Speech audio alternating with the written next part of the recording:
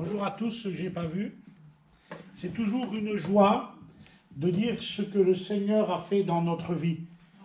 Notre parcours dans le passé peut être fait des fois en dents de scie, avec des hauts, des bas.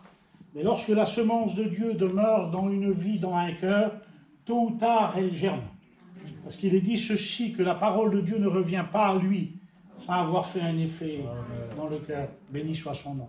Amen. Pour ceux qui me connaissent, ceux qui ne me connaissent pas, je m'appelle Steve, mon nom est la famille Medbach, que vous connaissez pour certains, les anciens, notamment notre frère Michel Maurice qui est là. Et donc, j'ai grandi, j'ai eu pas cette chance, je ne crois pas à la chance, je crois à la grâce de Dieu. Et j'ai eu la grâce de Dieu de grandir dans les assemblées de Dieu, et ainsi que sous les chapiteaux.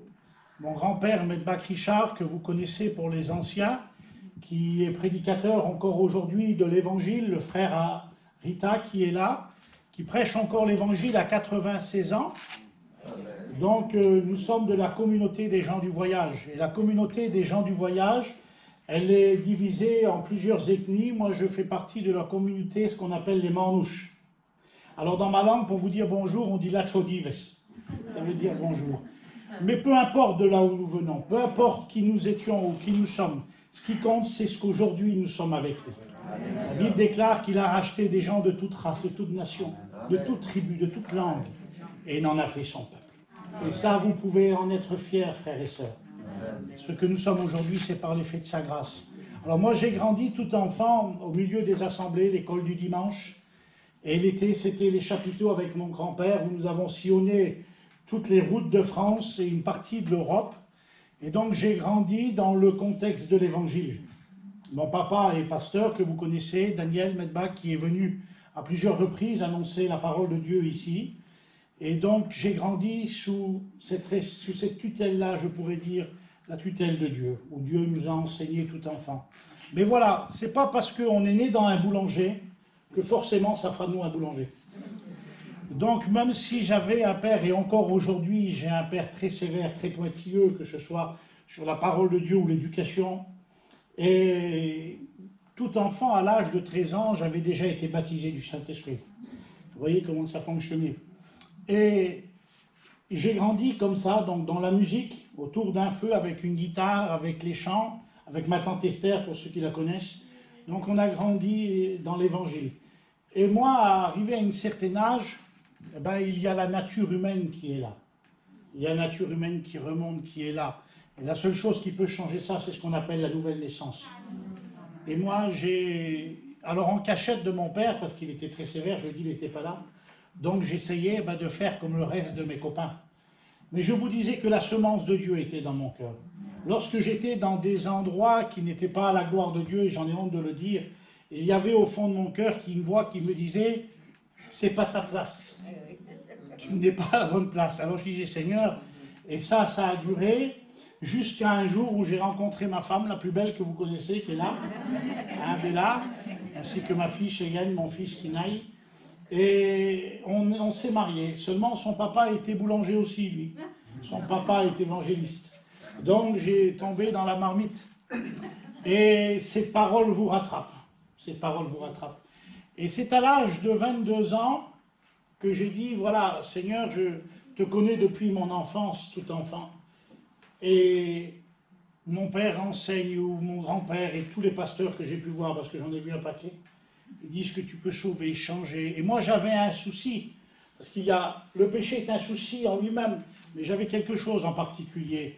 J'étais un garçon tenu par la haine. C'était comme ça, j'avais passé des soucis familiales, et ça me hantait, ça me tourmentait. Et c'est une douleur qui vous ronge à l'intérieur de vous-même.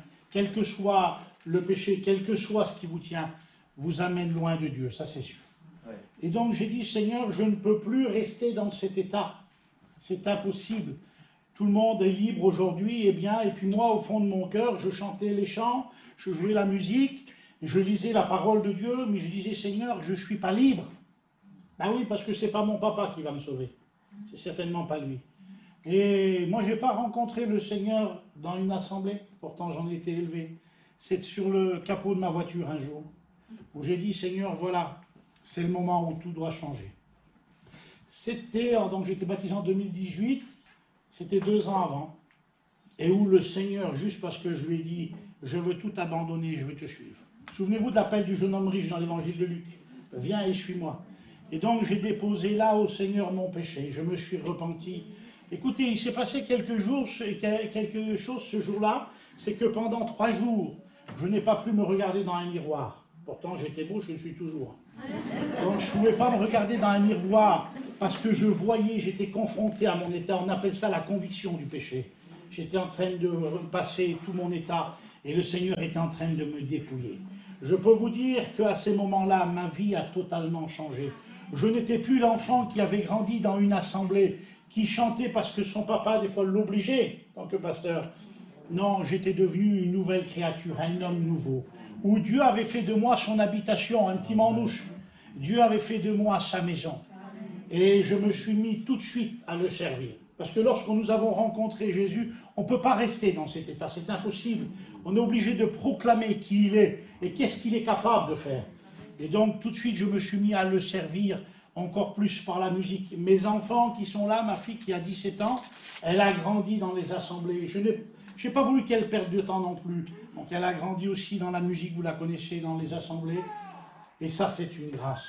C'est une grâce de Dieu que aujourd'hui, quand je regarde de loin, j'ai dit, Seigneur, tu es fidèle, tu l'as été, tu le seras encore. Et même si parfois moi je tombe, tu es là pour me relever. Vous voyez.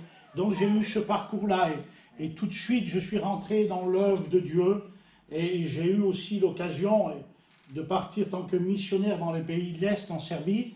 Donc je dois retourner prochainement. Je suis rentré dans l'œuvre de Dieu. L'œuvre de Dieu et la vie avec Dieu, vous le savez pour les plus anciens, c'est pas toujours comme nous l'avons voulu. Ce n'est pas un tapis de rose, ce n'est pas... Non, c'est pas ça. La vie avec Dieu, c'est une vie de combat. Toute la parole de Dieu nous enseigne pour ceux qui sont dans la foi. D'ailleurs, l'apôtre Saint Paul, aux Éphésiens, au chapitre 6, il va l'enseigner lui-même. Revêtez-vous de toutes les armes, afin de tenir ferme contre les traits enflammés. Et c'est ce qui se passait, moi, c'est que quand j'avais donné ma vie à Jésus, j'ai été baptisé en 2008. Donc, je suis rentré dans l'évangile, dans le terrain de Dieu, et j'ai voulu abandonner toute ma vie. Et donc le Seigneur, là, il m'a formé jusqu'à maintenant, il me formera encore, il y a beaucoup de boulot. Et j'avais passé des situations qui nous aigrissent, qui nous blessent. Et j'ai dit, Seigneur, je vais abandonner. Je vous dis ça rapidement pour vous dire qu'est-ce qui m'a amené au milieu de vous. Et j'ai dit, Seigneur, je vais abandonner parce que ça devient trop difficile. La persécution, l'incompréhension, le rejet.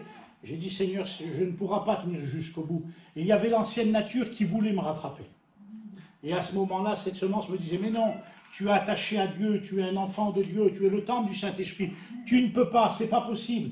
Et alors je persévérais. Et c'est un jour, il y a déjà, ça va faire presque 5 ans maintenant, où j'étais toujours dans l'œuvre de Dieu, mais j'étais découragé. Et où là, j'ai eu un coup de téléphone du pasteur que vous connaissez, Jean-Paul Rollery, qui m'a appelé, il m'a dit, voilà, je vous sollicite. Alors il connaissait mon papa, mais pas moi. Il dit, je vous sollicite pour l'œuvre de Bergerac. Entre guillemets, vous savez que l'église de Marmande est investie dans l'œuvre de Bergerac.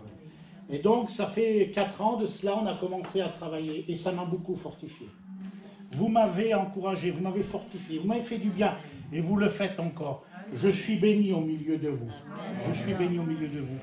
Et on a commencé à travailler et au bout de 2 ans, Jean-Paul il m'a dit, bon ben maintenant, j'aimerais bien que tu vas plus loin avec moi. J'ai dit, où tu veux qu'on y aille? Ben, il dit, on va aller à Marmande. J'ai dit, alors on va à Marmande.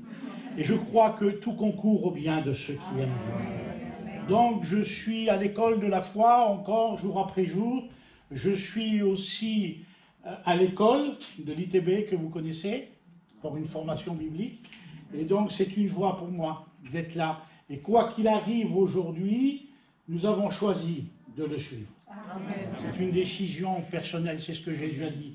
Celui qui veut me suivre. Donc j'ai décidé de le suivre et tout enfant cette semence. Et j'aimerais juste vous dire ça, c'est que nos enfants, nos jeunes, enseignez-leur la parole de Dieu. Poussez-les s'il le faut à venir aux réunions écouter l'évangile. Parce que c'est ce qui m'a amené jusqu'ici, cette semence-là.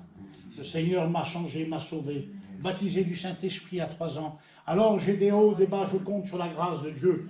Et bien plus que ça, il ne m'a pas donné non seulement la famille Medbach, qui a été pour moi des modèles dans leur conduite, mais il m'a donné une famille, la véritable, c'est l'Église de Jésus.